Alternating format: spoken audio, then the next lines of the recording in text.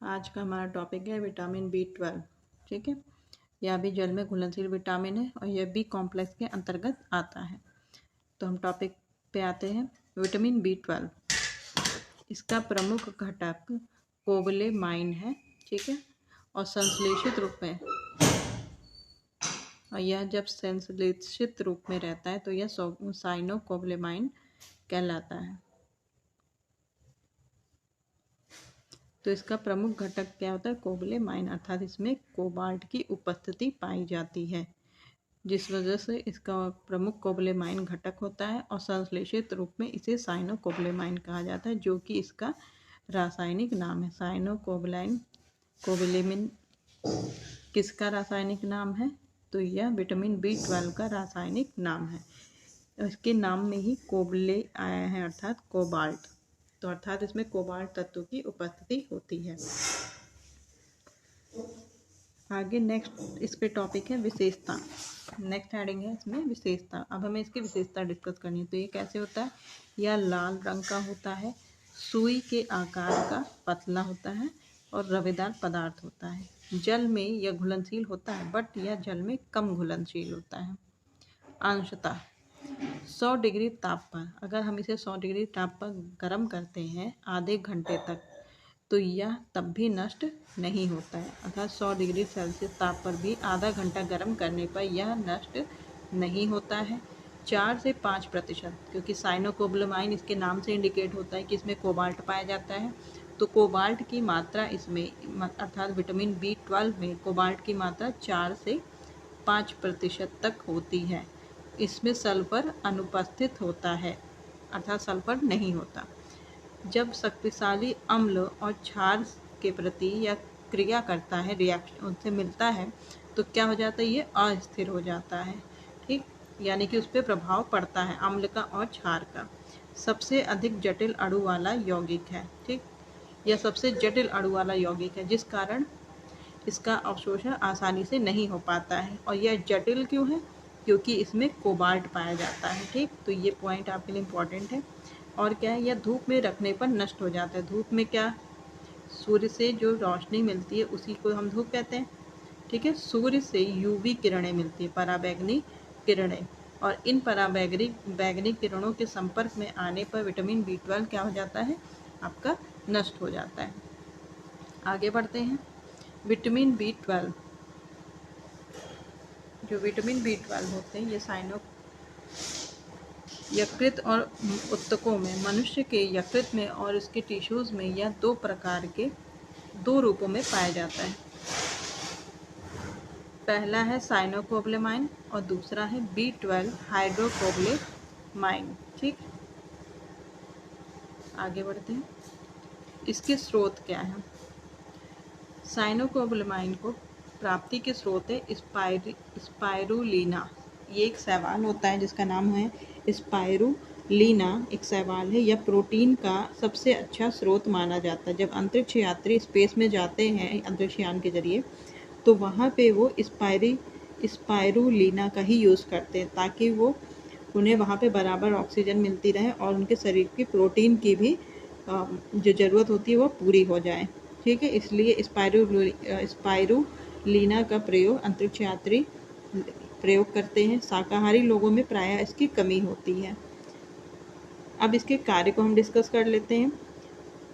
तो पहला कार्य इसका क्या है? यह RBC की परिपक्वता के लिए आवश्यक है। RBC अर्थात लाल रक्त कणिकाओं के परिपक्व होने के लिए यह आवश्यक होता है, विटामिन B12।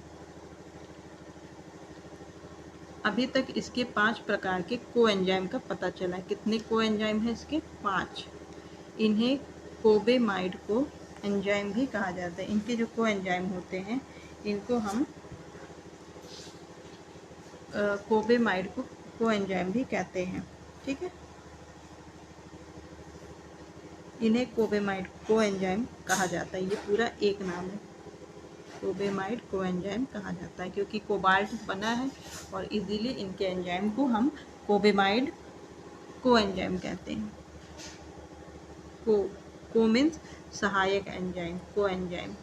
ठीक, तो 5 प्रकार के अब तक कोएंजाइम पता चले हैं, जिन्हें कुल मिला के कोबेमाइड कोएंजाइम बोला जाता है। फॉलिक एसिड के उपापचय में भी सहायक होता है। फॉलिक एसिड कौन सा होता है?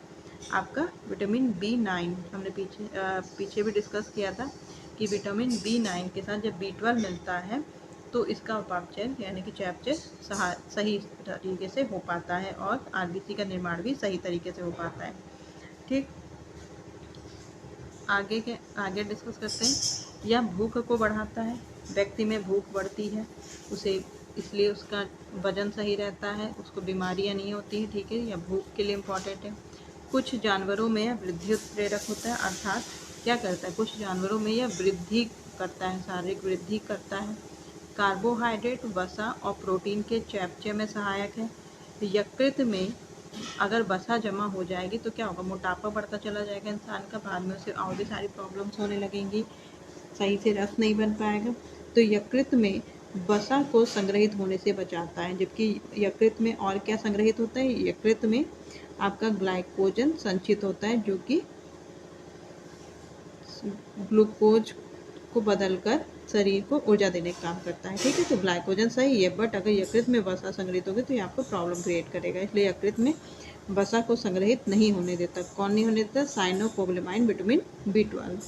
जब रक्त में आरबीसी की संख्या 1.5 से 2.5 मीटर पर mm घन मतलब हो जाती है, क्यूब हो जाती है, तो इसकी कमी प्रदर्शित होती है। आपकी आरबीसी की संख्या अगर 1.5 से 2.5 मीटर प्रति mm क्यूब है तो यह कमी है। ठीक है, बताता है कि आरबीसी कम है, जिससे रक्त सीरम में क्या होता है, पित्त को रंग प्रदान करने वाला जो पित्त वर्णक होता है वो बढ़ जाता है। आरबीसी घटी तो पित्त को जो रंग प्रदान करने वाला पित्त वर्णक है तो उसकी मात्रा क्या हो जाती है, पित्त वर्णक अधिक हो जाता है, जिससे हीमोग्लोबिन की मात्रा कम हो जाती है। ठीक है, HB डाउन हो जाता है। आगे बढ़ते हैं हम। सामान्य व्यक्ति में अर्थात पुरुष में और महिलाओं में यह कितना होता है, तो पुरुष में 4.7 से 6.1 मिलियन सेल पर माइक्रोलीटर होता है,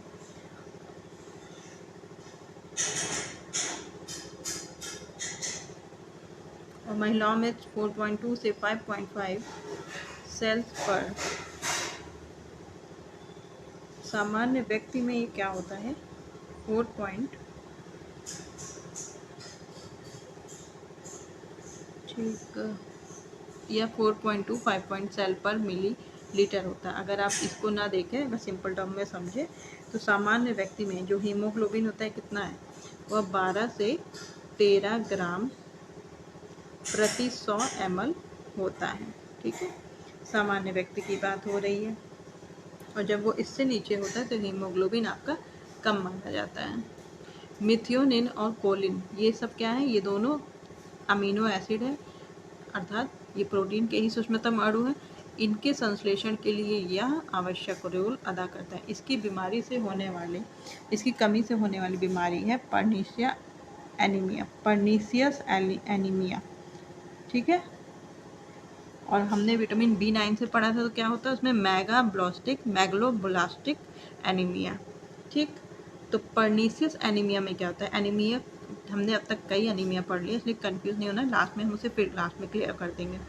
तो इसमें लक्षण क्या है, पर्नीशियस रक्ताल्पता में क्या होता है कि मुंह में छाले पड़ जाते हैं, जीभ में जलन होने लगती है, आमाशय से निकलने वाला जो आमाशयिक रस होता है उसकी जो कोशिका निकालने का काम करती है, तो वे कोशिकाएं और एंजाइम क्या होते हैं, कमज़ोर पड़ के धीरे धीरे नष्ट होने लगते हैं, और हमारे ब्लड में आरबीसी गिरती चली जाती है, मतलब उनकी संख्या कम होने लगती है, जिस वजह से हीमोग्लोबिन की मात्रा कम हो जाती है। त्वचा येलो पड़ने लगती है क्योंकि इसमें पित्तवर्णक अधिक हो जाता है। ठीक, काम के प्रति इंसान की अनिच्छा होने लगती है, नाड़ी तंतुओं में अर्थात न्यूरॉन्स में घाव होने लगते हैं, अस्थि मज्जा में जहाँ पे आरबीसी बनती है उसका बाहरी स्वरूप क्या हो जाता है, परिवर्तित हो जाता है। अर्थात यह पर्नीशियस रक्ताल्पता क्या करता है, आपके बोन मैरो जहाँ पे ब्लड बनता है वहाँ से लेकर आपके पित्त को, आपके नाड़ी तंतु को, आपके आमाशय को, हर अंग को लगभग यह अफेक्ट करता है। इसकी अधिकता से क्या होता है, तो जब किसी भी न्यूट्रिएंट का, जब किसी भी पोषक तत्व का अधिकता हो जाती है शरीर में, तो वो आपका विषाक्तता ही, मतलब कि वह पॉइजन ही बन जाता है आपके शरीर के लिए, ठीक है। तो विषाक्तता होती है।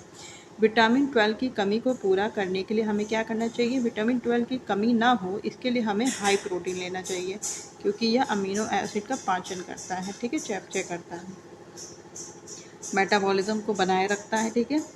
आयरन युक्त आहार लेना चाहिए जिसमें पर्याप्त मात्रा में आयरन हो, लेकिन इसके लिए मल्टीविटामिन का सेवन नहीं करना चाहिए, ठीक। इसकी कमी का पता लगाने के लिए किस टेस्ट का यूज़ किया जाता है? मिथाइल मैलोनिक एसिड टेस्ट का यूज़ किया जाता है। मिथाइल मैलोनिक एसिड टेस्ट का यूज़ किया जाता है। अवशोषण, इसकी अवशोषण की प्रक्रिया बहुत अधिक जटिल है। हमने पीछे पढ़ा था, ये सबसे जटिल यौगिक होता है। क्यों? क्योंकि इसे अवशोषण में ज़्यादा समय लगता है और अन्य तत्वों के अवशोषण में कम समय लगता है। वो शीघ्र से अति शीघ्र कह सकते हैं कि उनका अवशोषण हो जाता है, बट इनका B12 का साइनोकोबालेमाइन का अवशोषण 3 घंटे का समय लेता है लगभग। क्यों? क्योंकि इसमें कोबाल्ट जैसा धातु मतलब तत्व पाया जाता है। आंत में इसके अवशोषण के लिए आवश्यक तत्व होता है जिसे हम कहते हैं आई फैक्टर, ठीक। आंत में इसका अवशोषण हो इसके लिए शरीर में आंत में एक तत्व पाया जाता है जिसे कहते हैं आई फैक्टर, अर्थात इंट्रिंसिक फैक्टर, जो क्या करता है, या आमाशय से स्रावित होता है और अवशोषण करने में B12 के अवशोषण में यह सहायक बनता है। और इसका संग्रह कहाँ पे होता है? तो जो इसका संग्रह होता है जब ये आवश्यकता से अधिक ले लिया जाता है,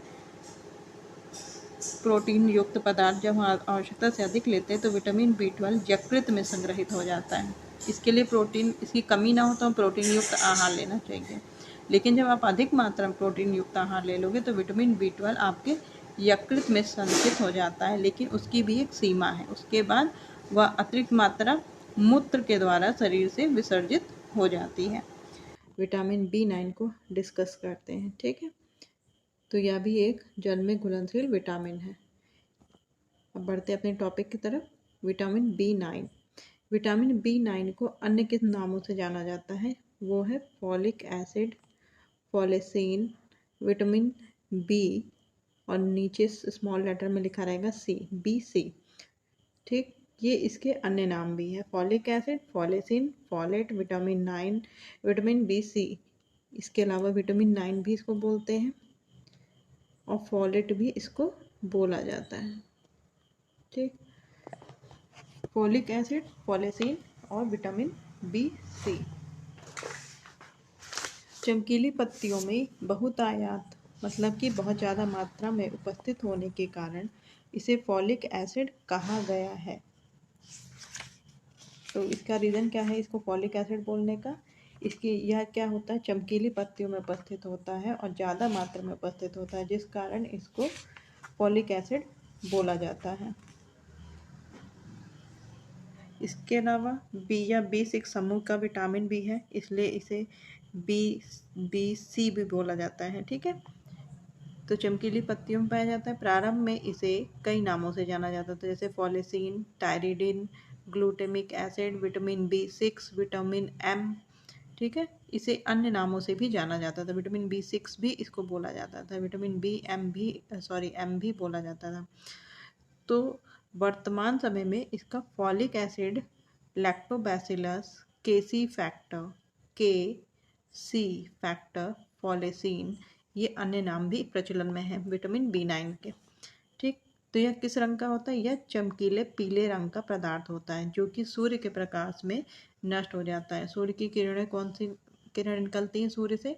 अल्ट्रा वायलेट रेज अर्थात पराबैंगनी किरणें निकलती हैं, जिनके प्रभाव से विटामिन B9 नष्ट हो जाता है, अर्थात पीला पदार्थ जो होता है या वह नष्ट हो जाता है। आगे बढ़ते हैं हम। इसकी क्या क्या विशेषताएं हैं? तो विशेषताओं में है कि यह ठंडे जल में अंशतः मतलब कुछ मात्रा में घुल पाता है, पूरी तरह से यह उसमें घुलनशील नहीं होता। यह पीले रंग का होता है, जैसे हमने पीछे डिस्कस किया, इसी वजह से इसको क्या कहते हैं, चमकीली पत्तियों में पाया जाता है, पीला रंग होता है। फॉलिक एसिड इसी वजह से बोला जाता है। पराबैंगनी किरणों में नष्ट हो जाता है, अर्थात सूर्य के प्रकाश में यह नष्ट होने लगता है। यकृत में और पालक में फॉलिक एसिड सबसे अधिक मात्रा में पाया जाता है। भोज्य पदार्थों में यह ग्लूटामिक एसिड के साथ मिलकर पाया जाता है, मतलब स्वतंत्र अवस्था में नहीं होता है, इसके साथ ग्लूटामिक जो एसिड होता है वह भी साथ में मिलता है, इसी के साथ वह संलग्न होता है भोज्य पदार्थों में। खाद्य को अगर सामान्य ताप पर हम रखते हैं तो इस विटामिन B9 की अर्थात फॉलिक एसिड की काफ़ी मात्रा में क्षति हो जाती है। इसे एक निश्चित मात्रा पे रखा जाता है तापमान पे, ठीक। तो ये हमने ऊपर इसकी विशेषताएं पढ़ ली। अब इसके स्रोत को हम डिस्कस कर लेते हैं। तो इसके स्रोत हैं जैसे संतरा है, चकोतरा, नींबू, ये सब इसके फल हैं जिनमें ये प्रचुर मात्रा में उपस्थित होता है। इसके अलावा यह सूखा खमीर, अंडा, दाल, हरी सब्जी, साबुत अनाज में इससे भी विशेष मात्रा में यह पाया जाता है। अब इसके कार्य क्या है?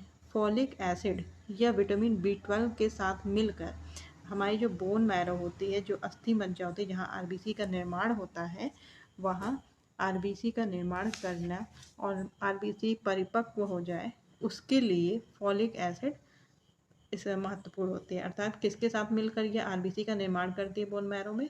विटामिन B12 के साथ, अर्थात विटामिन B9 प्लस B12 आपस में मिलकर अस्थि मज्जा में आरबीसी का निर्माण करते हैं।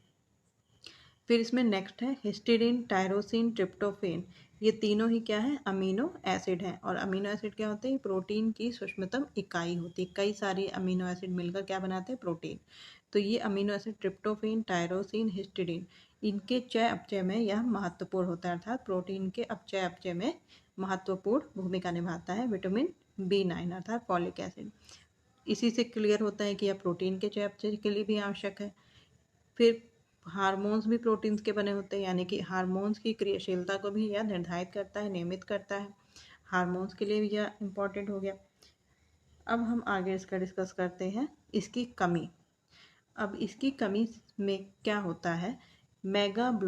मैगलोब्लास्टिक एनीमिया। मैगलोब्लास्टिक एनीमिया ये इम्पॉर्टेंट है कि इसकी वजह से होने वाला रोग कौन सा है? तो वह है मैगलोब्लास्टिक एनीमिया रोग। इसमें क्या होता है? हमारी जो बोन मैरो होती है, अस्थि मज्जा होती है, उसी में आरबीसी का निर्माण होता है। तो जब इस विटामिन की कमी हो जाती है, अर्थात फॉलिक एसिड की कमी हो जाती है, तो हमारी बोन मैरो में आरबीसी का निर्माण कम होने लगता है, ठीक है। आरबीसी कम बनती है, जिससे क्या होता है? रक्त में आरबीसी की कमी हो जाती है। इसे ही मैगलोब्लास्टिक एनीमिया रोग कहते हैं, यानी कि आरबीसी का कम बनना। आरबीसी का कम बनना ही मैगलोब्लास्टिक एनीमिया रोग कहलाता है। यह रोग विशेषकर गर्भवती माताओं को, जो गर्भवती होती हैं, उन्हें और उनके शिशुओं को होता है। जब आहार में इस पोषक तत्व की ज़्यादा कमी होने लगती है तो यह रोग वयस्कों में भी हो जाता है।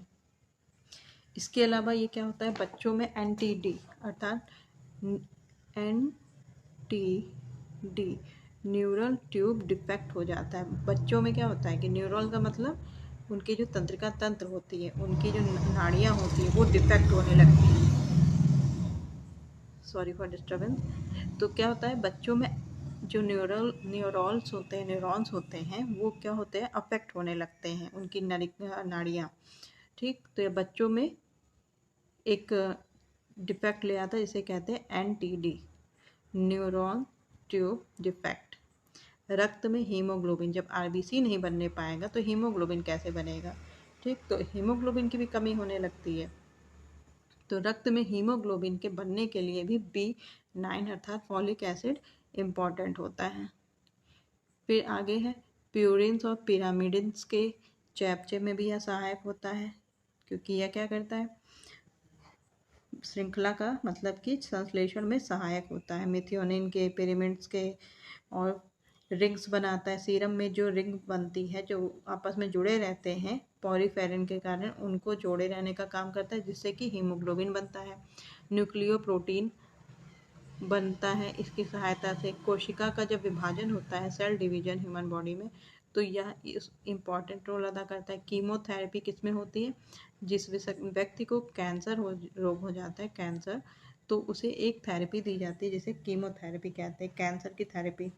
तो इसमें भी यह एक इस विशेष भूमिका निभाता है, जैसे थ्रीटोबोरम के रूप में, न्यूकोबोरान के रूप में, ठीक है, लेवोकोविरिन के रूप में। तो क्या होता है, यह कीमोथेरेपी अर्थात कैंसर रोगों के उपचार में भी सहायक होता है, उसकी थेरेपी में कोशिका विभाजन के समय सहायक होता है, न्यूक्लियो प्रोटीन में भी सहायक होता है उसको बनाने में।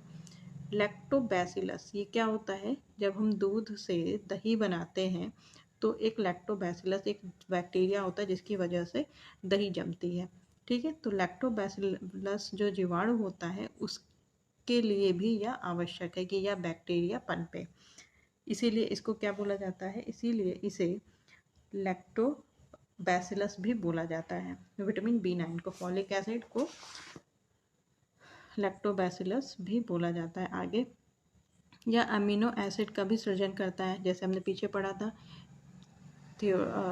टायरोसिन, हिस्टीडीन, इन अमीनो एसिड को बनाने का काम भी करता है, क्योंकि ये उनका चयापचय करता है। पाचन शक्ति अगर कमी हो जाती है इसकी, तो पाचन शक्ति कमज़ोर होने लगती है, अमीनो एसिड का सृजन नहीं हो पाता है, जीभ पर छाले पड़ जाते हैं, अतिसार अर्थात डायरिया की समस्या हो जाती है, पेट पानी की तरह सब कुछ बाहर निकलने लगता है मल के रास्ते से, अवशोषण की क्रिया धीमे होने लगती है शरीर में, और इसकी अधिकता होने से क्या होता है, शरीर में पॉइजनिंग हो जाती है अर्थात विषाक्तता। किसी भी चीज़ की जब अधिकता होती है तो वह भी एक आपके शरीर के लिए जहर का काम करता है। अब फॉलिक एसिड कितने प्रकार के होते हैं, फॉलिक एसिड 2 प्रकार के होते हैं। पहला होता है आपका टेट्राहाइड्रोफ्लोरिक फोलिक एसिड, यह स्वतंत्र रूप में होता है अर्थात यह किसी के सहायक साथ में नहीं होता है, टेट्राहाइड्रोफोलिक एसिड। और दूसरा टाइप होता है संयुग्मी, अर्थात नाम से ही पता चलता है यह किसी के साथ है, तो वह क्या है, ग्लूटामिक एसिड के साथ जोड़ा बना के रहता है, यानी कि tetrahydrofolic acid plus glutamic acid, ये दोनों जब आपस में मिल जाते हैं तो संयुग्मी फॉलिक एसिड बनता है। फॉलिक एसिड की कमी से एमिनोटेरिन नामक जो एंटागोनिस्ट होता है उसकी उपस्थिति हो जाती है, जिस वजह से विटामिन सी के द्वारा फॉलिक एसिड को रिड्यूस्ड फॉर्म में होने वाली क्रिया में बाधा डालता है। अब सिंपल शब्दों में ये समझें तो रिड्यूस फॉर्म जो होता है, रिड्यूस फॉर्म में क्या होता है कि पदार्थ में हाइड्रोजन ऑक्सीजन छूट जाता है और हाइड्रोजन जोड़ने लगता है, हाइड्रोजन क्या होता है, प्लस होता है और ऑक्सीजन माइनस हो जाता है, इसी को कहते हैं रिड्यूस फॉर्म में होना। तो इसमें क्या होता है, फॉलिक एसिड की कमी से अमीनोटेरिन एक नाम का एंटागोनिस्ट उपस्थित होता है, जब इसकी कमी हो जाती है तो ये क्या होता है, इस जो विटामिन सी के द्वारा फॉलिक एसिड को क्या करता है, उसकी क्रिया फॉलिक एसिड जिस क्रिया के लिए यूज़ किया जाता है अर्थात वो रिड्यूस होने लगता है, अर्थात उसमें ऑक्सीजन की कमी होने लगती है। रिड्यूस फॉर्म में ऑक्सीजन का घटना होता है, हाइड्रोजन का बढ़ना होता है, तो फॉलिक एसिड रिड्यूस होने लगता है और हाइड्रोजन की मात्रा उसमें बढ़ जाती है। ये किसके कारण होता है, विटामिन सी के कारण होता है।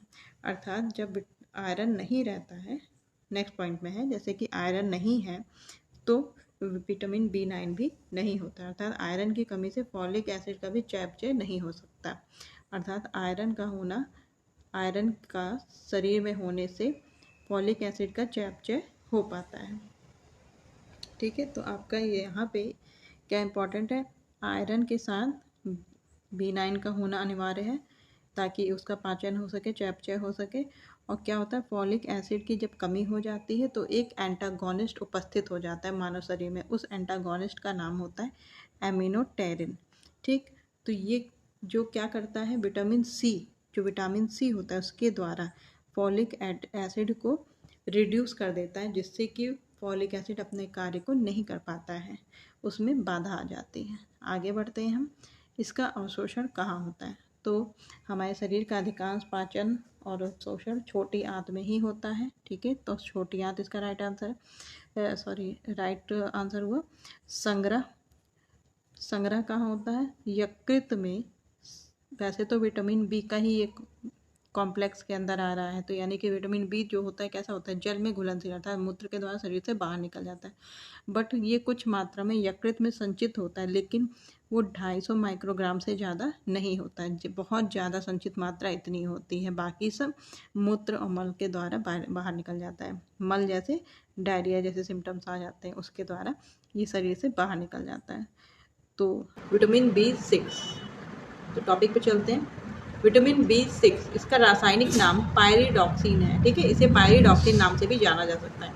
तो इसका जब कभी आपको एग्जाम में पूछ सकता है कि पायरिडॉक्सिन निम्नलिखित में से किसका रासायनिक नाम है, या B6 का रासायनिक नाम है, तो पायरिडॉक्सिन किसका रासायनिक नाम है, विटामिन B6 का, ठीक। चाहो नहीं, चूहों के चर्म रोग को ठीक करने का कार्य इसने किया था। एक जो प्रयोग हुआ था उसमें क्या किया गया था, चूहों को इसे दिया गया था, तो विटामिन B6 को दिया गया, जिससे कि चूहों का चर्म रोग ठीक हुआ था, ठीक है। तो पायरिडॉक्सिन उसको फिर नाम दिया गया।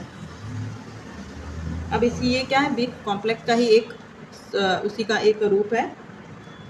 स्वतंत्र रूप से पायरिडॉक्सिन 3 रूपों में पाया जाता है, यानी कि विटामिन B6 3 रूपों में पाया जाता है। पहला है आपका पायरिडॉक्सिन, जो कि इसका रासायनिक नाम ही है पायरिडॉक्सल, ठीक है, पायरिडॉक्सल। और तीसरा है पायरिडॉक्सामिन, ठीक। इसमें लास्ट में अल्कोहल वाला ऑल जोड़ा है और इसमें एमिन जोड़ा है, ठीक। तो पायरिडॉक्सिन, पायरिडॉक्साल और पायरिडॉक्सामिन, ये 3 स्वतंत्र रूप में पाया जाता है, इसके रूप हैं 3। तो पायरिडॉक्सिन में क्या होता है कि अल्कोहलिक समूह और एक फिनोलिक हाइड्रोक्सिल से मिलने के बाद यह समूह बनता है, यह रूप बनता है, पायरिडॉक्सिन रूप बनता है। अल्कोहलिक ग्रुप होता है और एक इसमें फिनोलिक हाइड्रोक्सिल होता है, इन दोनों के मिलने से पायरिडॉक्सिन बनता है। दूसरा रूप है इसमें पायरिडॉक्सिन के समान ही होती है इसकी रचना, जैसे कि ये है, किंतु इसमें जो अल्कोहलिक ग्रुप होता है उसकी जगह पे एल्डिहाइड समूह आ जाता है, बस इतना ही इसमें अंतर रहता है, ठीक है। तो पायरिडॉक्सिन में एक अल्कोहलिक समूह होता है और एक फिनोलिक हाइड्रोक्सिल होता है।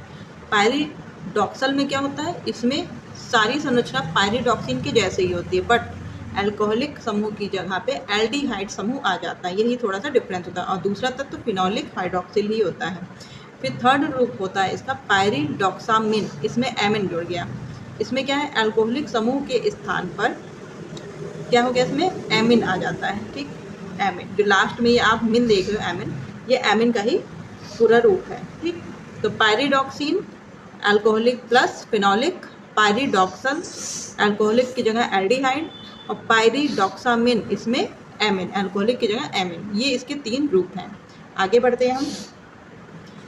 पायरिडॉक्सिन अर्थात B6 की क्या विशेषताएं होती हैं, तो पायरिडॉक्सिन कैसा होता है, यह गंध रहित होता है, मतलब गंधहीन होता है, इसमें कोई भी गंध नहीं होती है। यह सफ़ेद रंग का रवेदार पदार्थ होता है, स्वाद में कसैला होता है, जल में घुलनशील है क्योंकि विटामिन बी का ही रूप है, बी का ही, और अल्कोहल में भी घुलनशील है। यूवी किरणें मतलब अल्ट्रावायलेट रेज, पराबैंगनी किरणें जो कि सन से निकलती हैं, अल्ट्रावायलेट रेज जो कि सन से निकलते हैं उसके प्रकाश में, तो उसकी बात हो रही है कि यह जब सूर्य की किरणें होती है तो उनमें यह नष्ट हो जाता है, विटामिन B6। फिर क्षारीय माध्यम में भी यह नष्ट हो जाता है। धूप में इनका ऑक्सीकरण हो जाता है, मतलब कि ऑक्सीजन का अणु निकल जाता है, इसलिए इसे भूरे रंग के बोतलों में रखा जाता है, स्टोर किया जाता है। तो ये तो हमने मोटा मोटा इसका विशेषता पढ़ ली। अब यहाँ पे इम्पॉर्टेंट क्या है, इसके कार्य, ठीक। तो स्रोत में हम पढ़ लेते हैं। विटामिन बी की ज़्यादातर जो चीज़ें हैं, B6, B1, B5, B2, B3, ठीक। तो ये सब क्या होते हैं, खमीर उनका मेन सोर्स होता है, पॉलिश्ड चावल और गेहूँ, भूसी युक्त यकृत, मूंगफली। विटामिन बी इन सब में पर्याप्त मात्रा में पाया जाता है, चाहे विटामिन B1 हो, B2 हो, B3 है, तो ये मेन है। शुष्क खमीर, पॉलिश्ड चावल, चोकर युक्त आटा, मूंगफली, यकृत।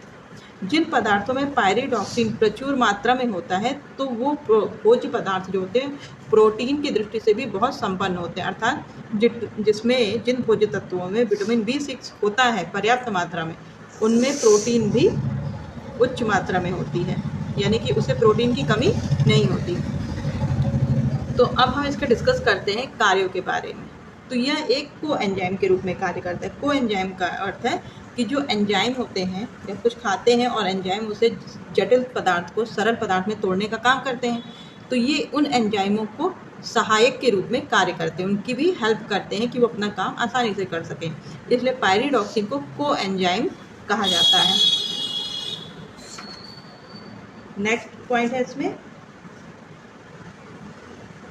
आरबीसी के निर्माण में सहायक। तो आरबीसी क्या है? हमारे ब्लड में हमारे बॉडी में 3 तरह की कणिकाएं होती है, प्लेटलेट, डब्ल्यूबीसी, आरबीसी।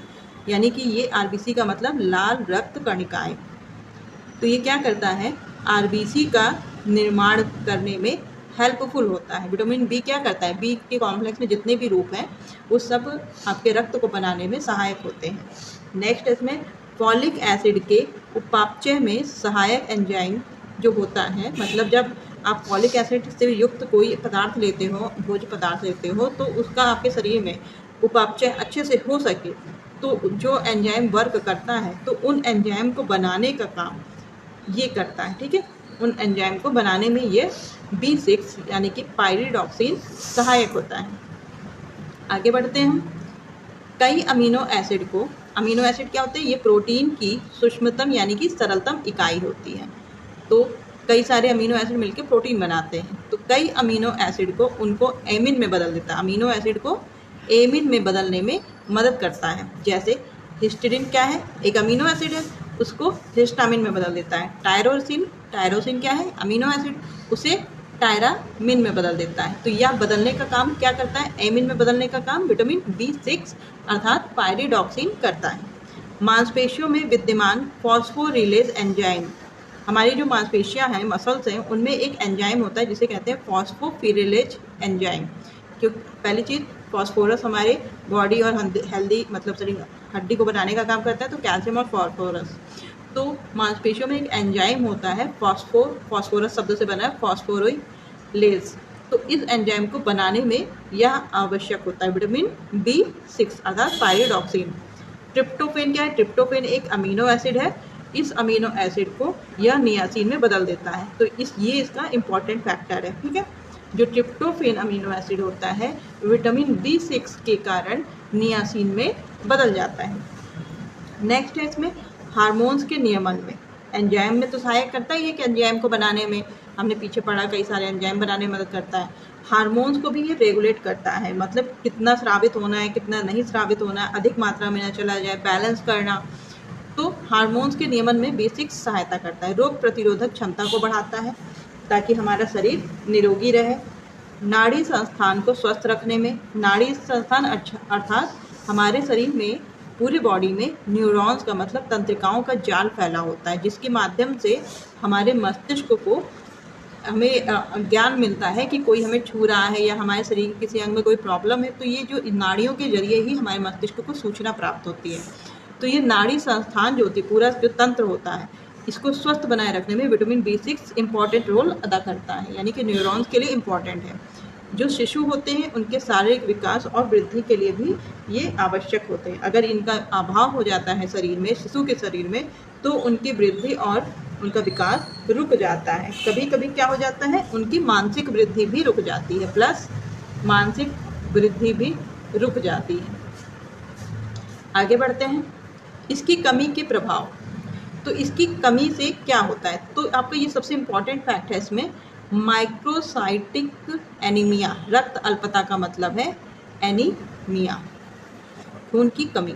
एनीमिया हम लोग नॉर्मली जानते हैं कि ब्लड में आयरन की कमी से एनीमिया रोग होता है, रक्त अल्पता। लेकिन माइक्रोसाइटिक एनीमिया किसकी वजह से होता है? तो यह विटामिन B6 की अर्थात पायरिडॉक्सिन की वजह से होता है। तो it is important point, microcytic anaemia. RBC, जो हमारे ब्लड में आरबीसी होती है, रेड ब्लड कॉर्पस्कल्स, तो इसका जो व्यास होता है, डायमीटर, वो छोटा होने लगता है। और रक्त में हीमोग्लोबिन और आरबीसी की संख्या बहुत कम हो जाती है। तो हमारा नॉर्मल हीमोग्लोबिन क्या कहा जाता है? 11 पॉइंट से, तो पुरुषों में 13 पॉइंट से, ऐसे कुछ होता है। ठीक है, तो इनका पॉइंट गिरने लगता है, हीमोग्लोबिन हमारे अंदर 10 से नीचे होने लगती है, मतलब कम होने लगती है। तो रक्त में हीमोग्लोबिन कम होने लगती है, आरबीसी की संख्या में कमी आ जाती है, और आरबीसी का जो व्यास होता है, जो उसकी मोटाई होती है, वो भी कम होने लगती है। तो इसी को कहते हैं माइक्रोसाइटिक एनीमिया। ठीक, तो इसमें क्या होता है, लाल रक्त कणिकाएं जो होती हैं आरबीसी, उनका निर्माण ठीक प्रकार से नहीं हो पाता है। और अगर हम इस रोग से उपचार चाहते हैं तो विटामिन B6 का सेवन करने से यह एनीमिया कुछ दिन में दूर हो जाती है। तो ये कौन सी एनीमिया है, यह आपकी माइक्रोसाइटिक एनीमिया है। ठीक है, माइक्रोसाइटिक एनीमिया। आगे बढ़ते हैं।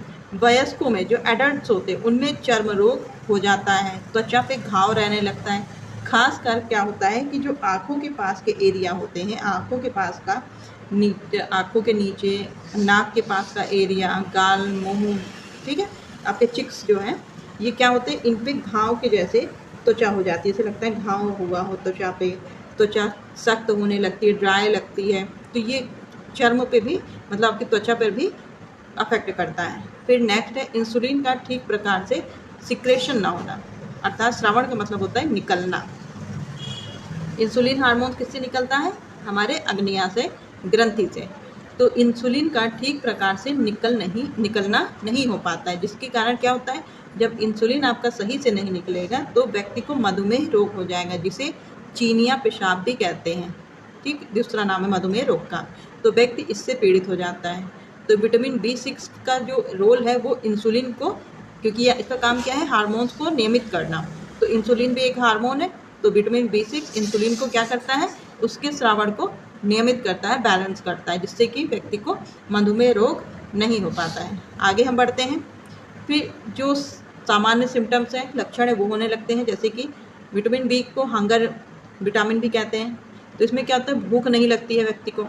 त्वचा संबंधी रोग, मतलब चर्म रोग, नाड़ी संस्थान के लिए महत्वपूर्ण है, जैसे कि हमने इसके कार्य में पढ़ा था, नाड़ी तंत्र को स्वस्थ रखता है। तो क्या होता है, जब ये इसकी कमी हो जाएगी तो नाड़ी संस्थान में भी दोष आ जाएगा। आँखों का लाल होना, ठीक है, आँखें लाल होने लगती हैं क्योंकि आँखों के पास की त्वचा खराब होने लगती है, त्वचा की कमी हो जाती है, मतलब चर्म रोग होने लगते हैं। आँखों की भी लालिमा बढ़ जाती है, वजन कम होने लगता है। जब भूख कम लगेगी तो आप खाओगे कम और इससे आपका वजन रिड्यूस होने लगेगा, जो कि वो अच्छा वाला वजन कम होना नहीं हो कहते उसे, ठीक है, वो आपकी बीमारी है, कोई कमी है आपके शरीर में। फिर इसके आगे नेक्स्ट हम पढ़ते हैं, इसका अवशोषण कहाँ पर होता है। तो इसका अवशोषण छोटी आंत में, ज़्यादातर अधिकांश चीज़ों का जो अवशोषण होता है वो हमारे शरीर की छोटी आंत में ही होता है। तो छोटी आंत में एक पार्ट होता है जेजुनम, जिसको बोला जाता है, उसमें इसका अवशोषण होता है। किसी कारण जब यह मूत्र के द्वारा उत्सर्जित नहीं हो पाता है, क्योंकि विटामिन B, पूरे B कॉम्प्लेक्स की बात हो रही है, यह क्या होते हैं, जल में घुलनशील होते हैं। तो इनका जो उत्सर्जन होता है वो मूत्र के द्वारा ही होता है, मतलब मूत्र के जरिए ही, क्योंकि जल में घुलनशील है और मूत्र आपका क्या होता है, वाटर होता है, तो उससे ये बाहर निकल जाते हैं विटामिन B। बट अगर किसी वजह से यह मूत्र के द्वारा उत्सर्जित नहीं होते, उत्सर्जित का मतलब शरीर से बाहर नहीं जाते हैं, तब यह आपके जो सेल्स होती हैं, टिश्यूज़ होते हैं, उन तक पहुंचकर उपापचय की क्रिया के द्वारा विघटित हो जाते हैं, मतलब टूट जाते हैं, आपके तंतुओं में स्टोर रहते हैं, जिसकी वजह से फिर जब उनमें उपापचय मेटाबॉलिज्म की दर बढ़ती है तो उस समय ये टूट जाते हैं, उनका विघटन हो जाता है B6 का, यानी कि स्टोर नहीं रहेंगे। इसमें लेकिन एक अपवाद भी है कि उत्तकों में पायरिडॉक्सिन क्या रहता है, कुछ संचित रहता है, बट किसके रूप में, फॉस्फेट के रूप में, पायरिडॉक्सिन फॉस्फेट के रूप में रहता है। ठीक है, वैसे तो ज़्यादा मूत्र से निकल जाता है और किसी कारणवश अगर नहीं निकलता तो उत्तकों में, यानी कि टिश्यूज़ में, या फॉस्फेट के रूप में उपस्थित रहता है, और स्वतंत्र रूप में या अत्यंत कम मात्रा में उपस्थित रहता है, कि यह स्वतंत्र रूप से रह रहा है, किसी के साथ नहीं रह रहा है, तो ऐसा बहुत कम चांसेस है। तो इसका लास्ट में यही कंक्लूजन निकलता है कि छोटी आंत की जेजुनम में इसका अवशोषण होता है, मनुष्य के शरीर में यह संचित नहीं होता, जल के द्वारा बाहर निकल जाता है, अर्थात मूत्र के द्वारा बाहर निकल जाता है। कभी कभी अपवाद स्वरूप है कि यह आपके टिश्यूज़ में स्टोर होता है, बट किसके रूप में, फॉस्फेट के रूप में।